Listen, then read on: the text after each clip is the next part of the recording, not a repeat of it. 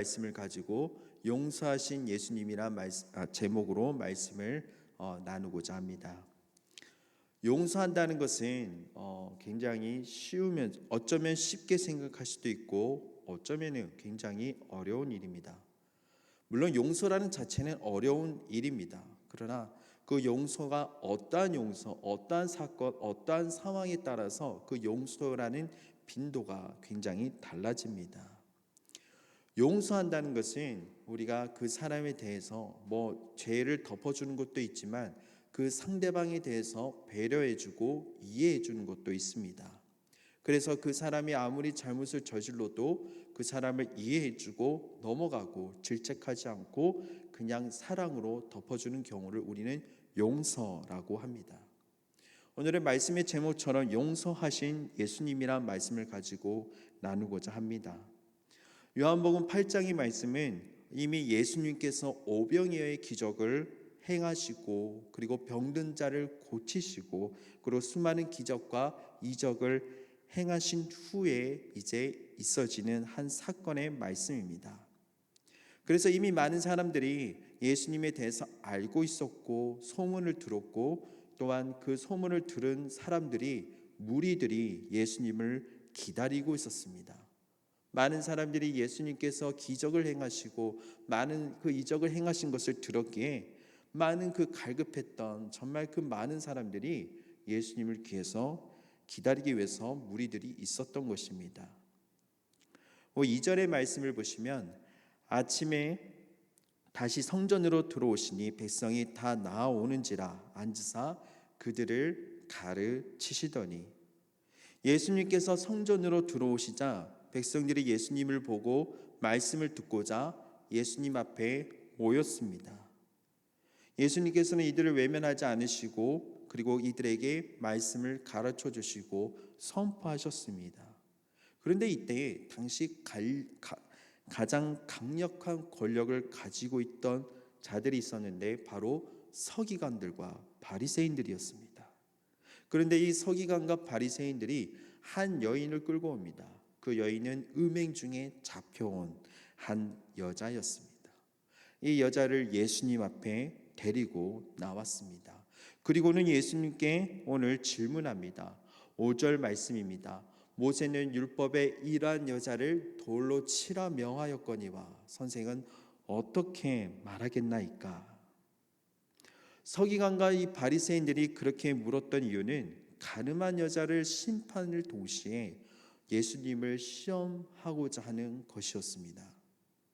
그 이유는 이미 많은 사람들이 많은 무리들이 예수님을 따르고 예수님이 정말 기적을 행하시고 정말 이러한 것들이 예수님의 말씀이 진리다 이 말을 듣고 그 바리새인들 그 권력을 가지고 있던 자들은 자신들의 말을 듣지 않으니 자신들이 관례대로 해왔던 것들을 행하지 않으니 그것들을 정말로 두려움에 떨고 있었던 것입니다.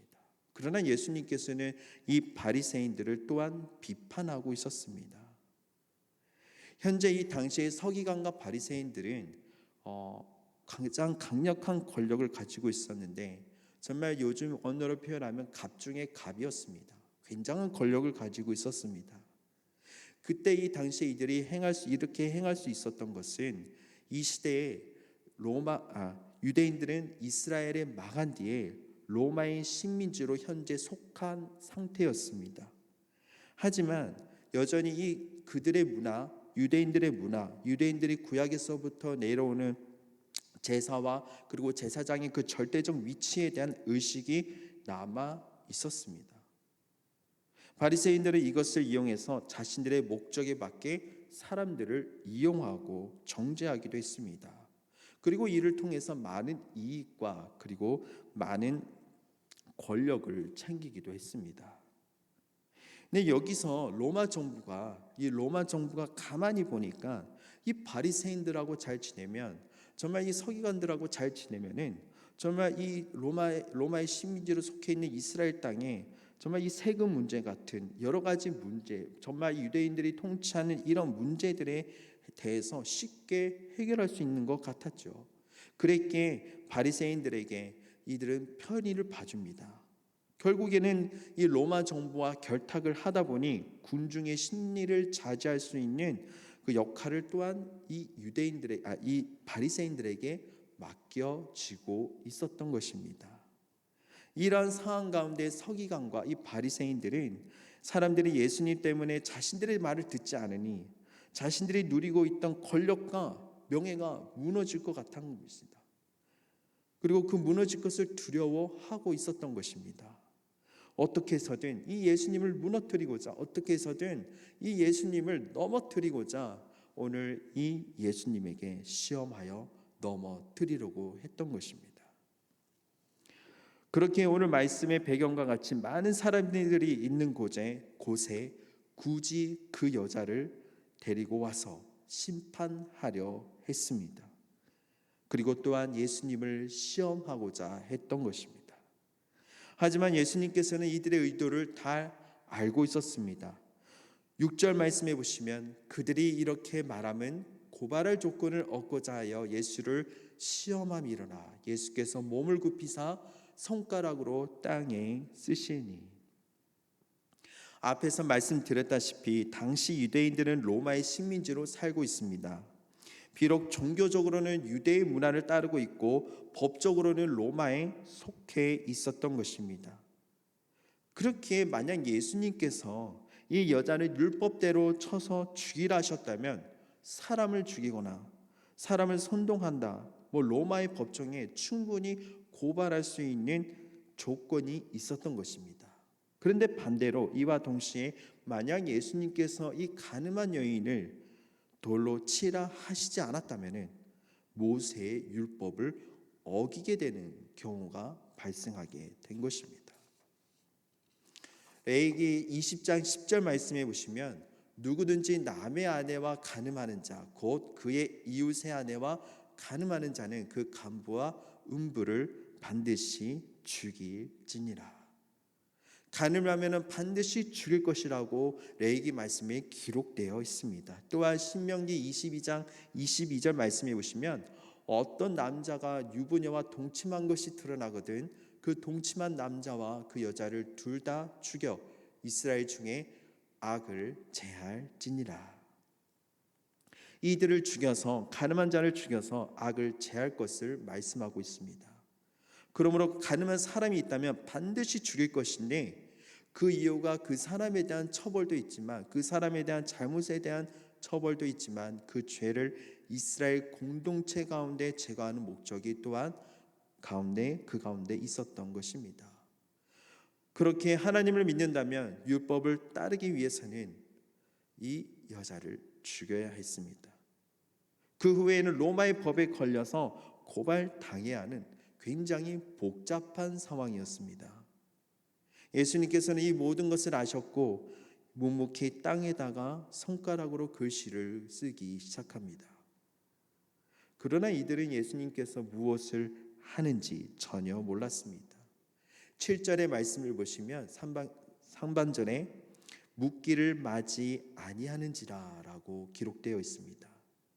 이 표현에 대해서 새 번역 말씀해 보시면 그들이 다그쳐 물으니라고 기록되어 있습니다. 즉 이들이 예수님의 즉각적인 대답을 원했던 것입니다. 곧 예수님이 대답하자마자 이들이 돌을 던질지 아니면 이들이 돌을 던지지 않을지 그런 그 던지기 직전에 긴박한 상황이었던 것입니다. 하지만 예수님께서는 거기에 답을 하시지 않고 조용히 땅에다가 무언가를 적으십니다. 사람들은 이를 참지 못하고 계속해서 말씀하실 것을 다그치면서 예수님을 압박하고 있었습니다. 그러자 예수님께서는 너희 중에 죄 없는 자가 먼저 돌로 치라 하시고 또다시 글씨를 쓰기 시작하셨습니다. 그런데 이때 예수님께서는 그 쓰시는 것을 본 사람들은 그 양심의 가책을 느끼고 하나 둘씩 떠나가게 됩니다. 9절 말씀입니다. 그들이 이 말씀을 듣고 양심의 가책을 느끼어 어른으로 시작하여 젊은이까지 하나씩 나가고 오직 예수와 그 가운데 섰는 여자만 남았더라. 우리가 예수님께서 적으신 그 내용이 무엇인지는 정확하게는 알 수 없습니다. 앞뒤 내용을 보았을 때 그 당시에 그 여자에게 그 돌을 던지려 하던 사람들의 죄에 대해서 씻었다는 것만 우리가 추측할 수 있습니다. 그렇게 그 가늠한 여자 주위에 모여서 돌을 던지려 했던 많은 사람들이 죄가 없는 사람이 먼저 돌을 던지라는 그 예수님의 말씀을 들었고, 동시에 예수님께서 땅에 적으신 그 글씨를 보았을 때 자신의 죄가 드러남으로써 돌을 던지지 못하게 됩니다. 그리고 결국 사람들은 그 양심의 가책을 느끼고 떠나가고, 결국 이 상황에서 혼자 남은 이 여인과 예수님만이 이 자리에 남아 있었습니다. 결국은 예수님은 이 여인을 용서하심으로, 그리고 다시는 죄 짓지 말라고 하심으로 오늘의 말씀은 그렇게 마무리가 됩니다. 요즘에 많은 시대, 요즘에 핸드폰, 이 스마트폰을 통해서 쉽게 뉴스를 보고 주변 사건과 주변 이야기를 들을 수 있는 시대입니다. 그리고 거기서 끝나지 않고 자신이 본 기사에 대해서 그 의견을 달 수 있고 댓글을 달 수가 있습니다. 그래서 굳이 전체 기사를 보지 않아도, 그 기사를 굳이 그렇게 보지 않아도 밑으로 쫙 내려서 댓글을 보기만 해도 그 내용이 어떠한 내용인지, 그리고 그 내용에 대해서 우리가 어떠한 내용을 말하고 어떠한 내용이 팩트로 있는지를 우리가 쉽게 파악할 수도 있습니다. 물론 댓글을 통해서 파악한다는 것은 굉장히 위험한 요소는 있습니다. 색안경을 낄 수도 있고, 거기에 대해서 우리의 판단이 아니라 그 사람들의 판단에 의해서 그게 잘못된 것인지도 모르고 색안경을 끼고 이 기사에 대해서 판단할 수도 있습니다. 근데 어쨌든 대부분 기사들을 보면 먼저 댓글을 보는 경향이 굉장히 주위에 많다는 것입니다. 저도 뉴스를 보거나 저도 이렇게 기사를 보면은 때론 그 기사가 읽기 귀찮아서 댓글을 먼저 읽을 때가 있습니다. 그리고 댓글을 먼저 읽고, 아 그렇지, 이렇지, 아 저렇지, 왜 이렇지, 왜 이렇게, 왜 이런 생각을 하고 있지, 왜 이렇게 할 수밖에 없지라는 생각을 가질 때가 있습니다. 요즘에는 연예인에 대해서 혹은 스포츠 선수들에 대한 댓글이 제한되어 있는 걸로 알고 있습니다.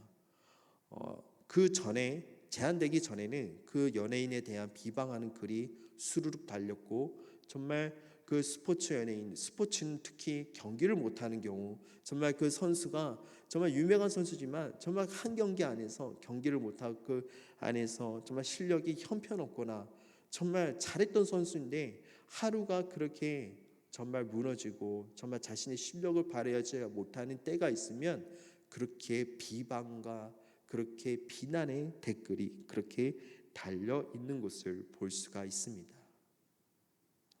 사실을 그렇게 보면은 우리와 마찬가지로 우리와 보면은 그 사람들과 별반 다를 게 없습니다.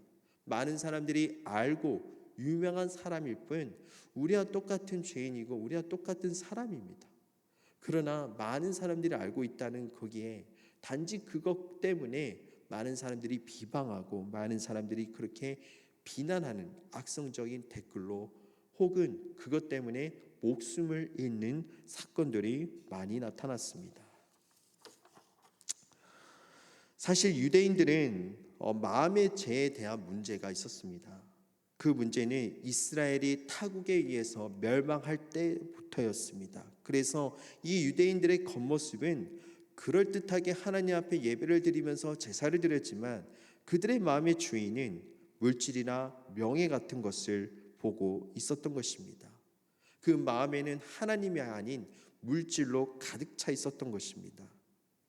그러므로 겉으로는 하나님을 예배하고 있는 것 같지만, 겉으로는 우상 숭배를 하고 있지 않는 것 같지만 마음으로는 그 누구보다 우상 숭배를 하고 있었고, 이에 하나님을 가득 차 있지 않은 거짓된 예배를 드림으로써 하나님께서는 이들의 예배를, 제사를 받으시지 않고 오히려 심판하셨던 것입니다. 그리고 이러한 하나님의 심판의 이유에 대해서 제대로 깨닫지 못한 바리새인과 유대인들은 여전히 마음이 아닌 겉모습을 훨씬 더 중요하게 여기고 있었던 것입니다. 그렇게 사람들이 보이는 모습과 권력 그리고 물질을 따라서 그렇게 하다 보니 타락했고 무너졌고, 결국에는 예수님까지 메시아로 인정하지 못하고 오히려 예수님을 못 박히게 하게 된 것입니다. 어쩌면은 이 유대인들은, 어쩌면은 이 바리새인들은 그 한 여인을 끌고 왔을 때 그 여인과 전혀 상관이 없을지도 모릅니다. 전혀 관련이 없을지도 모릅니다. 그런데 그렇게 난리치고 그렇게 예수님 앞에서 그렇게 궁중에 많은 굳이 사람이 많이 모이는 곳에 데리고 와서 그 여인을 심판하려고 하고 그 여인을 정죄하려고 했던 모습이 과연 어떠한 모습이었을까요? 당연히 이 바리새인들은 그렇게 함으로써 물론 예수님을 심판하는 동시에 자신의 권력과 자신의 의로움을 드러내려고 했던 것이었을 것입니다. 사람들에 대해서 비판하거나 우리가 부정적으로 생각하게 될 때가 있습니다. 나의 생각과 나의 판단의 중심에 서서 겉으로는 의인인 척하지만은 속으로는 다른 것에 중심을 두고 판단하고 정작 자신의 티눈을 보지를 못하는 경우가 있습니다. 우리는 스스로 돌아보아야 하는 생각과 행동이 필요할 줄로 믿습니다. 우리는 주변 이웃에 대해서 겉모습을 보고 비판과 부정적 생각이 아닌 바로 사랑의 행동이, 사랑의 생각이 있어야 합니다. 그래서 겸손한 가운데 내 중심이 아닌, 내 생각이 아닌 바로 상대방 입장에서 생각하고 이해하고 배려할 줄 알아야 합니다. 오늘 말씀에서 예수님께서는 가늠한 여인 또한 한 영혼이기에 사랑하셨습니다. 그랬기에 너가 왜 그랬느냐라고 정죄하며 비판하시지는 않았습니다. 오히려 사람들이 떠나간 것을 보고 사람들이 무서워서 눈도 못 들고 떨고 있는 이 여인의 마음을 보시고 묻고 있습니다. 10절 말씀입니다. 예수께서 일어나사 여자 외에 아무도 없는 것을 보고 이르시되 여자여 너를 고발하던 그들이 어디 있느냐, 너를 정죄한 자가 없느냐. 그러자 그때서야 이 여자가 고개를 들고는 자신을 죽이려고 했던 사람들이 다 없어졌다는 것을, 다 떠나갔다는 것을 보게 됩니다. 그리고 예수님께 답하게 되죠. 그러자 예수님은 이 여인이 안정된 것을 보시고 다시 말씀해 주십니다. 대답하되 주여 없나이다. 예수께서 이르시되 나도 너를 정죄하지 아니하노니 다시는 죄를 범하지 말라 하시니라.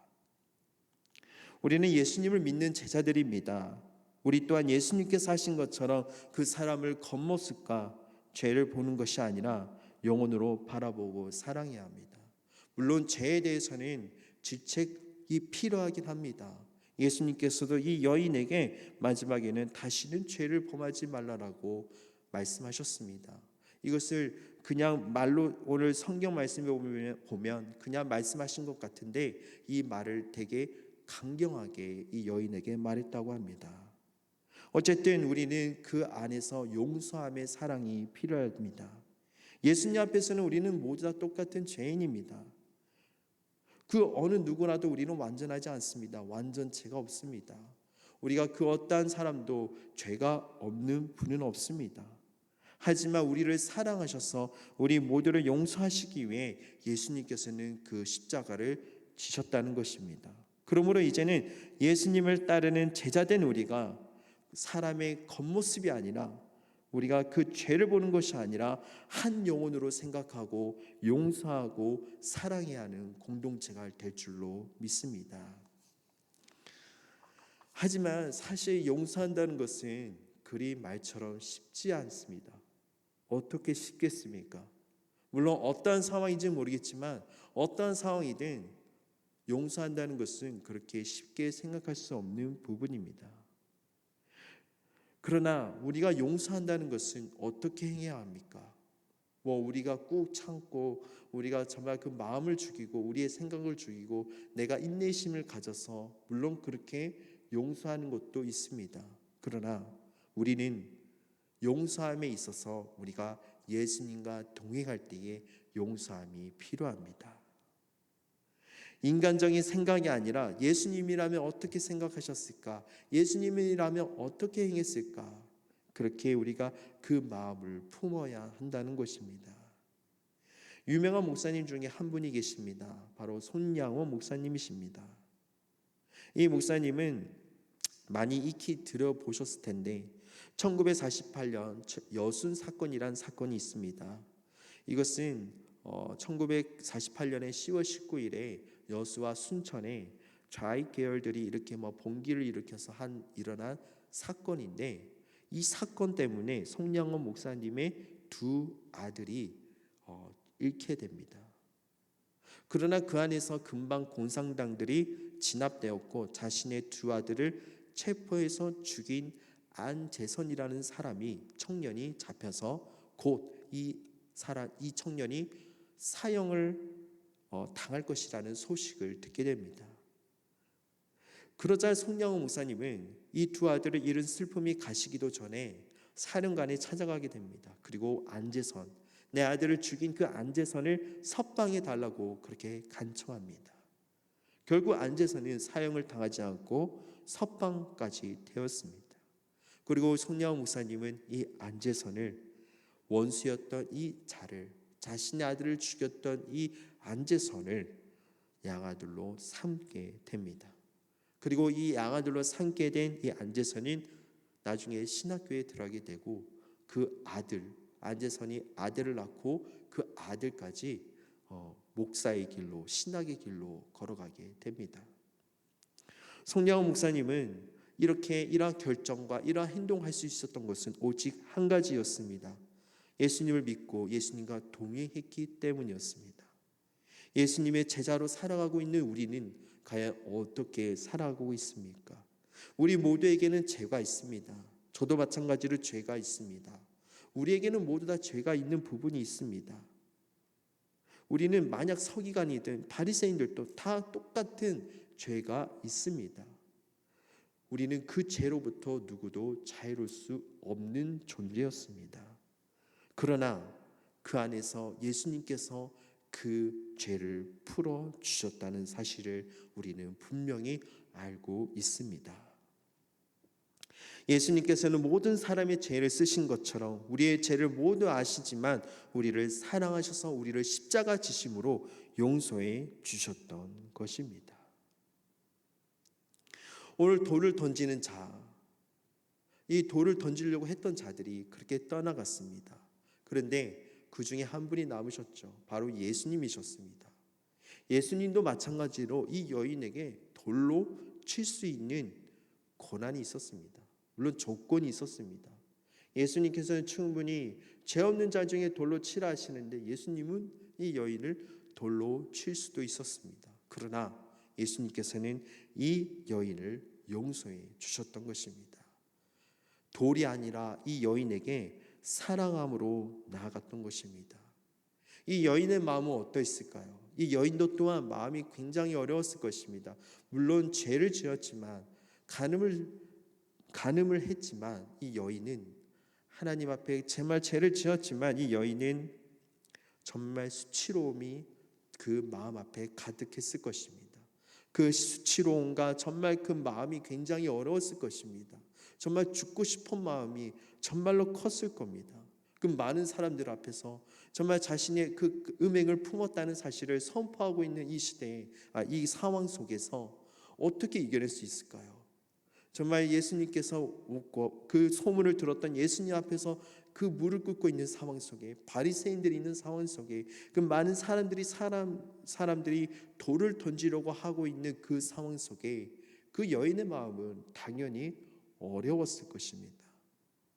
그런데 이 여인 앞에서 예수님께서는 사랑으로 다가오셔 주신 것입니다.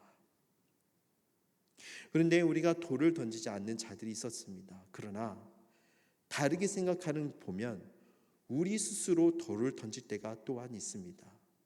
우리 스스로를 돌을 던질 때가 있다는 것입니다. 하나님 앞에 있지만 그 하나님 앞에 우리가 죄책감으로 나아가지 못하고 자신의 정죄함에 빠져서 자신의 죄에 빠져서 그렇게 스스로 돌을 던질 때가 있습니다. 이 여인은 스스로 돌을 던질 법했습니다. 내가 어떻게 예수님 앞에 나아갈 수 있습니까? 내가 어떻게 예수님 앞에 나아갈 수 있겠습니까? 내가 어떻게 예수님 앞에 그렇게 나아갈 수 있겠습니까? 나를 용서하지 마세요. 이런 것. 그리고 스스로를 돌을 던짐으로써 스스로를 무너짐으로써 스스로를 자괴감에 빠지게 되고 스스로를 그렇게 예수님의 은혜를 느끼지 못하는 경우도 있습니다. 그래서 많은 사람들이 자신의 정죄함에 빠져서 자신의 죄책감에 빠져서 어쩌면 상환적인 죄책감에 빠져서 자신의 목숨을 잃는 자신의 목숨을 잃는 안타까운 사건들도 많이 일어나게 됩니다.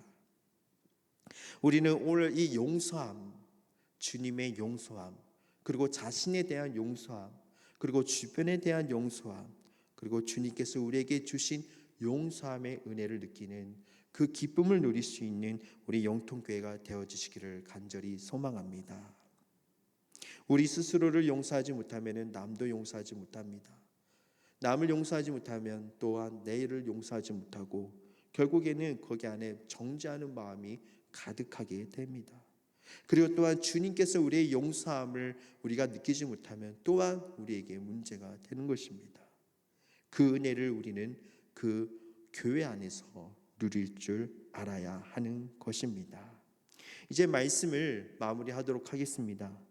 이 여인은 너무나도 수치로움 속에 있었죠. 정말로 정죄함 속에 있었죠. 그런데 그 수치로움을 예수님께서는 걷어 가셨습니다. 네가 있는 그 자리에 누구도 없느냐? 사람들이 보고 있는 그 시선 앞에 너무나도 수치로움이 있었을 것입니다. 그러나 그 앞에서 예수님께서는 그 수치로움을 없애주시고 오히려 예수님께서 이 여인에게 수치로움을 줄 수도 있었지만 그 여인에게 사랑으로 다가갔던 것입니다. 우리 영통교회 성도 여러분들, 우리는 정말 우리 영통교회 공동체 안에서 그러한 교회, 용서함의 사랑으로 나아가는 교회가 되어지기를 간절히 소망합니다.